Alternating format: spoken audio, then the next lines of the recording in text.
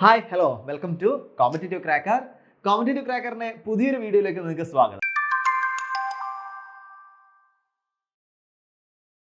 അപ്പോൾ ഇന്ന് ഞാൻ വന്നിരിക്കുന്നത് സെറ്റ് എക്സാമായിട്ട് ചില ബന്ധപ്പെട്ട കാര്യങ്ങൾ പറയാൻ വേണ്ടിയിട്ടാണ്. നമുക്കറിയാം സെറ്റ് എക്സാം കഴിഞ്ഞു. ഇപ്പോൾ തന്നെ റിസൾട്ട് വരും. ഏതാണ്ട് മാർച്ച് മാസം ആദ്യ വീക്കോട് കൂടി റിസൾട്ട് വരും. റിസൾട്ട് വന്നാൽ നമുക്കറിയാം എന്തൊക്കെയാണ്, അതായത് ആർക്കൊക്കെ സെറ്റ് ക്വാളിഫൈ ആയി, അതേപോലെ ബോർഡിൽ നിൽക്കുന്ന ആരൊക്കെയാണ്, അല്ലെങ്കിൽ എന്താണ് തീരെ മാർക്ക് കുറഞ്ഞ ആരൊക്കെയാണ്, ഇങ്ങനെ ഒരുപാട് കാര്യങ്ങൾ നമുക്ക് അറിയാൻ പറ്റും അല്ലേ.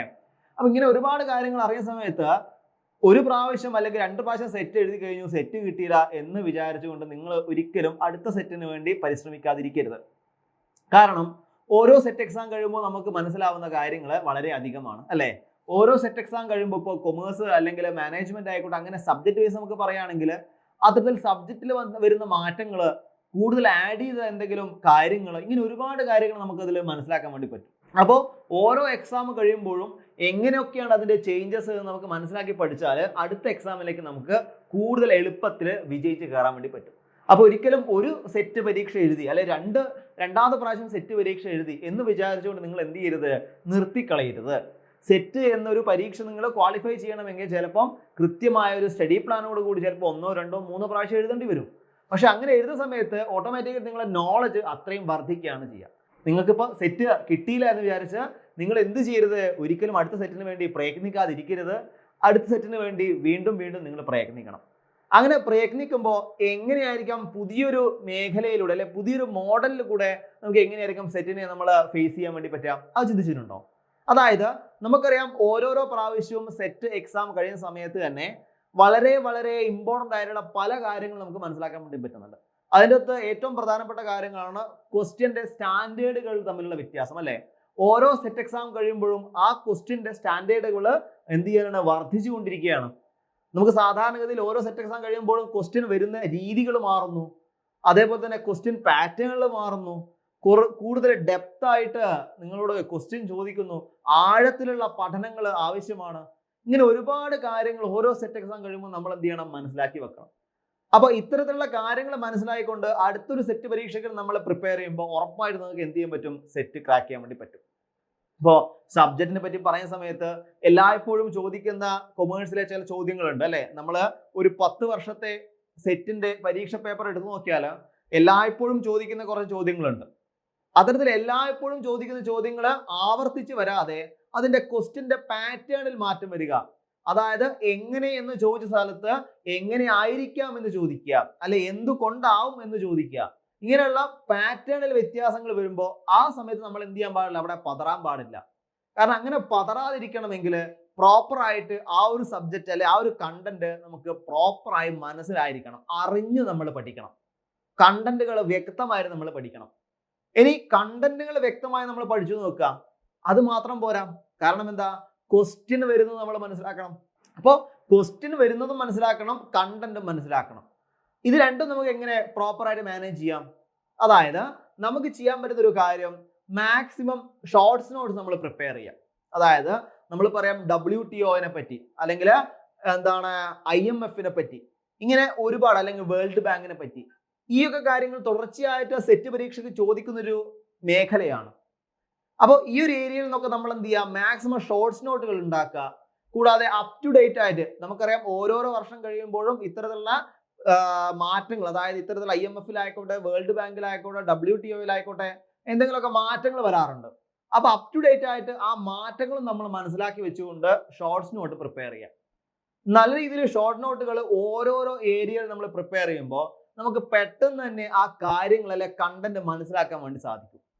ഇനി നിങ്ങൾക്ക് ക്വസ്റ്റ്യനെ നേരിടാനുള്ള ഏറ്റവും വലിയൊരു ഉദാഹരണം അല്ലെ ഏറ്റവും വലിയൊരു തുറുപ്പ് ചീട്ട് എന്താന്ന് വെച്ചാൽ, നിങ്ങൾ എന്ത് ചെയ്യുക, മാക്സിമം ക്വസ്റ്റ്യനും കൂടി നിങ്ങൾ പ്രിപ്പയർ ചെയ്യാൻ ശ്രമിക്കുക. അതായത് നിങ്ങൾ നോട്ട് പ്രിപ്പയർ ചെയ്തു, ആ ഉത്തരത്തിലേക്ക് എത്തുന്ന ക്വസ്റ്റ്യൻ നിങ്ങൾക്ക് സ്വന്തം പ്രിപ്പയർ ചെയ്യാൻ വേണ്ടി പറ്റും അല്ലെ. ഇപ്പോൾ ഒരുപാട് AI-കളും മറ്റു കാര്യങ്ങളൊക്കെ ഉണ്ട് അല്ലെ. അപ്പൊ അതിലോടൊക്കെ നമ്മൾ കണ്ടന്റുകളും മറ്റു കാര്യങ്ങളും കൊടുത്താൽ ഒരുപാട് രീതിയിൽ എന്ത് ചെയ്തു തരും, നിങ്ങൾക്ക് ക്വസ്റ്റ്യൻസ് പ്രിപ്പയർ ചെയ്ത് തരും. അപ്പൊ ഇത്തരത്തിൽ ക്വസ്റ്റ്യൻ ജനറേറ്റ് ചെയ്യാൻ നമ്മൾ ശ്രമിക്കുക. അതായത് ആൻസർ നമ്മൾ പ്രിപ്പയർ ചെയ്യുക, അതേപോലെ ആൻസറിലേക്കുള്ള ക്വസ്റ്റ്യൻ നമ്മൾ പ്രിപ്പയർ ചെയ്യുക. അത്തരത്തിൽ ക്വസ്റ്റ്യൻ ആൻസറുകളുമായി ഈ ഒരു സ്ട്രാറ്റജിയിലൂടെ നമ്മൾ പ്രിപ്പയർ ചെയ്യുന്ന സമയത്ത് നമുക്ക് ആ ഒരു കണ്ടന്റ് പ്രോപ്പർ ആയിട്ട് നമ്മൾ മനസ്സിലാക്കി കറക്റ്റ് വ്യൂവിൽ നമ്മൾ പോകുന്നതായിരിക്കും. ഇങ്ങനെ ഓരോരോ ഏരിയയും ഇപ്പൊ നമുക്ക് ബിസിനസ് എൻവയോൺമെന്റ് ആയിക്കോട്ടെ, അതേപോലെ തന്നെ മാനേജീരിയൽ എക്കണോമിക്സ് ആയിക്കോട്ടെ, അല്ലെങ്കിൽ ഫിനാൻഷ്യൽ മാർക്കറ്റ് ആയിക്കോട്ടെ, റിസർച്ച് ആയിക്കോട്ടെ, ക്വാണ്ടിറ്റേറ്റീവ് ടെക്നിക് ആയിക്കോട്ടെ, ഇങ്ങനെ എല്ലാ ടോപ്പിക്കുകളെ വെച്ചിട്ടും ഇത്തരത്തില് MCQs നമ്മൾ ഉണ്ടാക്കുക, അതേപോലെ ഷോർട്ട് നോട്ടുകൾ ഉണ്ടാക്കുക. ഇത് രണ്ടും താരതമ്യം ചെയ്ത് പഠിക്കുന്ന സമയത്ത് നിങ്ങൾക്ക് കൂടുതൽ ഹെൽപ്ഫുള്ളായി ആ ഒരു ഏരിയയിൽ നിന്ന് എങ്ങനെ ചോദ്യം ചോദിച്ചാലും, അതാണ് പ്രത്യേകത. ക്വസ്റ്റ്യൻ ഉണ്ടാക്കുമ്പോൾ എങ്ങനെ ക്വസ്റ്റ്യൻ ചോദിച്ചാലും നമുക്ക് എന്തിലേക്ക് എത്താൻ വേണ്ടി പറ്റും? ആൻസറിലേക്ക് എത്താൻ വേണ്ടി പറ്റും. അപ്പൊ അത്തരത്തിലുള്ള പുതിയ പുതിയ സ്ട്രാറ്റജീസ് നമ്മൾ പ്രിപ്പയർ ചെയ്താൽ മാത്രമേ നമുക്ക് ഇനി വരാൻ പോകുന്ന ഒരു സെറ്റ് എക്സാമിനെ നല്ല രീതിയിൽ ഫോക്കസ് ചെയ്തുകൊണ്ട് നമുക്ക് റിസൾട്ടിലേക്ക് എത്താൻ വേണ്ടി സാധിക്കുള്ളൂ. അപ്പോൾ ഒരു സെറ്റ് എക്സാം എഴുതി, 2 സെറ്റ് എക്സാം എഴുതി ലഭിച്ചില്ല എന്ന് വിചാരിച്ച് നിങ്ങളുടെ പ്രയത്നം നിങ്ങൾ എന്ത് ചെയ്യരുത്? ഒരിക്കലും നിർത്തരുത്. വീണ്ടും വീണ്ടും നിങ്ങൾ ശ്രമിക്കണം. വീണ്ടും വീണ്ടും നിങ്ങൾ ശ്രമിക്കുന്ന സമയത്ത് നിങ്ങൾക്ക് ഉണ്ടാവുന്ന മാറ്റങ്ങൾ നിങ്ങൾ ശ്രദ്ധിക്കുക. കാരണം എന്താ? നിങ്ങൾക്ക് അത്രയും കണ്ടന്റ് നോളജ് നിങ്ങൾ കൂടുകയാണ് ചെയ്യുന്നത്, അല്ലെ? നമ്മൾ ഒരു പ്രാവശ്യം പഠിച്ചു, രണ്ടാമത്തെ പ്രാവശ്യം വീണ്ടും പഠിച്ചു, മൂന്നാമത്തെ പ്രാവശ്യം നോട്ടുകളും MCQസും ഉണ്ടാക്കി നമ്മൾ പഠിക്കുന്നതാണ്. അപ്പൊ ആ ഒരു കണ്ടന്റിൽ അല്ലെ പ്രോപ്പർ ഏരിയയിൽ അത്രയ്ക്ക് നോളജ് നമുക്ക് ഉണ്ടാവുകയാണ് ചെയ്യുന്നത്. ആ നോളജ് നമുക്ക് വരാൻ പോകുന്ന സെറ്റ് മാത്രമല്ല, എല്ലാ വിധത്തിലുള്ള മത്സര പരീക്ഷയ്ക്കും നമുക്ക് ഏറ്റവും കൂടുതൽ ഹെൽപ്ഫുൾ ആവുന്ന കാര്യമാണ്. നിങ്ങളിപ്പോൾ സെറ്റിന് വേണ്ടി മാത്രമായിട്ട് ഇത്തരത്തിൽ നോട്ട് ഉണ്ടാക്കി MCQ ഉണ്ടാക്കി സെറ്റ് കഴിഞ്ഞാൽ നിങ്ങളത് ഉപേക്ഷിക്കേണ്ട ആവശ്യമില്ല.